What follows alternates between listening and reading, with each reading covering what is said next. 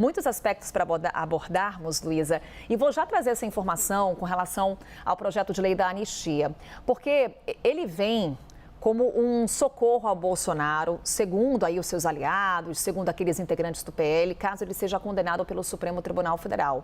Uma outra possibilidade que entraria no radar em caso de condenação é o decreto de graça ou indulto ao ex-presidente da República, caso um aliado venha ocupar a presidência em 2027. São alternativas, professora, que têm espaço no ambiente jurídico, podem ser consideradas como viáveis ou essas possibilidades encontram resistências jurídicas, limites jurídicos, inclusive diante de decisões recentes do Supremo Tribunal Federal? Bem, elas são viáveis, existe a previsão constitucional de todas essas alternativas, tanto por meio do Congresso, que seria a anistia, quanto pelo Poder Executivo, caso venha um aliado do ex-presidente venha ocupar essa cadeira. Agora, elas podem sim ser questionadas e elas serão questionadas provavelmente no próprio Supremo Tribunal Federal, que é esse jogo, eles são julgados pelo Supremo e eventualmente depois o próprio Supremo que julgaria eventual decreto, por exemplo, de indulto ou eventual lei de anistia na sua constitucionalidade, ou seja, poderia se questionar se é possível, se é constitucional apresentar uma anistia ou, por exemplo, um indulto. Essas questões estão no auge, agora. O Supremo já julgou anistia no passado, a questão da constitucionalidade da lei da anistia na ditadura, mas a gente teve agora também um decreto de indulto sendo questionado no Supremo, isso ainda não terminou, então a gente não sabe muito bem como o Supremo julgaria, mas a gente pode imaginar que isso seria sim questionado e que o Supremo teria mantido essa composição hoje do Supremo, teria todo o interesse de manter eventual condenação. Então, sim, haveria resistência, com certeza, mas seria possível, eles poderiam tentar.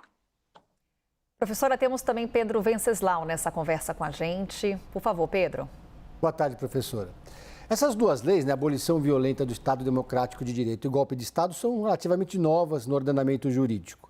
E há um debate sobre a sobreposição de uma pela outra na hora de aplicar a dosimetria para os réus. Queria saber a leitura que a senhora faz, porque alguns juristas dizem que não se pode aplicar as duas penas para a mesma pessoa, como aconteceu, por exemplo, com a cabeleireira Débora. Perfeito. A gente tem dois crimes. Um crime é o de tentativa de abolição violenta do Estado Democrático de Direito e um outro que é mais específico que esse, que é o de golpe de Estado, que é tentar depor o governo legitimamente eleito. Tem muita gente que diz que é impossível você tentar depor um governo legitimamente eleito sem antes tentar, de alguma forma, abolir violentamente as instituições do Estado Democrático de Direito. O próprio jurista, um dos próprios juristas que participou da redação dessa lei, que é o professor Miguel Reale Júnior, entende assim. Eu, pessoalmente, também entendo que se alguém, por meio da tentativa de abolição do Estado Democrático de Direito, visa ao final dar um golpe de Estado, essa pessoa só poderia ser punida pelo golpe de Estado. Aquela ideia de, por exemplo, você bater em alguém, lesão corporal, até que essa pessoa finalmente morra, seria o homicídio. Essa pessoa não vai ser punida pela lesão corporal e depois pelo homicídio. Essa pessoa vai ser punida só pelo homicídio. Contudo, apesar da minha opinião pessoal e de alguns juristas, o Supremo já decidiu, ao julgar alguns dos réus do 8 de janeiro, que é sim possível. O que eles entendem?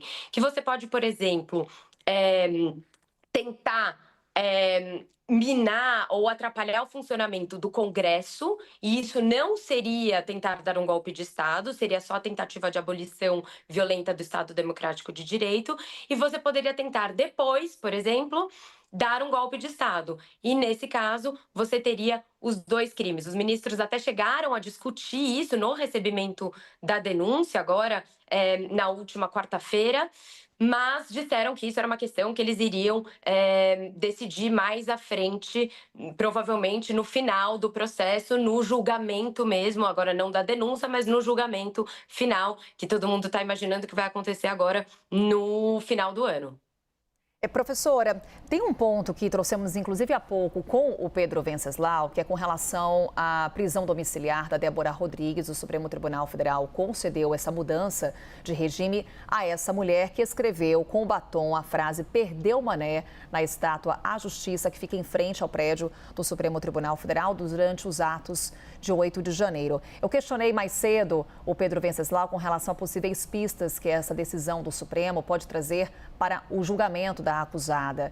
Queria a sua avaliação. Perfeito, Carol. Bem, esse caso virou muito emblemático, né? Muitos dos críticos ao Supremo e os críticos ao ministro Alexandre de Moraes usam esse caso, que é muito simbólico por ser uma mulher jovem, por ter essa ideia do batom, e usaram este caso, colocaram ele como um grande exemplo do que eles entendem que é uma arbitrariedade do Supremo Tribunal Federal. O ministro Luiz Fux pegou essa deixa também para falar um pouco disso durante o julgamento do recebimento da denúncia, e ao que tudo indica, o Supremo está tentando agora, o ministro Alexandre de Moraes, tentando minimizar de alguma forma essas críticas para poder seguir em frente com todos esses julgamentos. Eu não acho que vai ter ou teria alguma chance de ela ser absolvida ou nada do tipo, mas talvez haja alguma pista de redução de pena, justamente para que o Supremo minimize essas críticas que estão sendo feitas muito em razão do julgamento agora do Bolsonaro. Então, o timing foi muito perfeito, né? Para os críticos do Supremo, de usar esse caso bem na mesma semana em que se dá o recebimento da denúncia, como um exemplo do que eles consideram arbitrariedade do ministro Alexandre de Moraes. E para encerrarmos, Pedro Venceslau com mais uma pergunta. Por favor, Pedro. Professor, o fato da Débora estar presente ali, ao lado de muitos outros, centenas de manifestantes, isso se configura aqui um efeito manada ou que ela faz parte de uma organização criminosa que se articulou para dar um golpe de Estado? Acho que essa é uma questão também que está em aberto. Bem, o que os críticos ao Supremo têm dito é que, olha, pode ter gente ali que teria uma participação diferente, tem gente que não sabia o que estava fazendo. O Supremo tem, com muita veemência, afastado essas alegações, dizendo que todo mundo que estava lá pedindo intervenção militar, quebrando ali patrimônio público, estava dentro de uma organização e já sabia que o intuito era praticar esse golpe de Estado. Eu acho que era importante individualizar essas participações, porque pode ter gente, obviamente, que entra ali um pouco mais desavisado, e pode ter gente que estava participando, angariando gente, estava no quartel há muito tempo. Isso é dever do Supremo Tribunal Federal, avaliar caso a caso quem são essas pessoas e qual é o grau de participação delas nisso. Dizer que não praticaram nenhum crime é difícil, mas agora condenar todas essas pessoas por 5 crimes apenas, que a gente está vendo, e por isso que o caso ficou muito simbólico, muito mais altas do que crimes muito violentos ou crimes muito graves, é problemático do ponto de vista do direito, sem individualizar a participação de cada uma dessas pessoas. Conversamos com a Luísa Ferreira, ela é professora de Direito Penal da FGV, sempre participando aqui da nossa programação, esclarecendo os principais pontos, nossas dúvidas jurídicas. Obrigada, Luísa, até uma próxima. Eu que agradeço, até.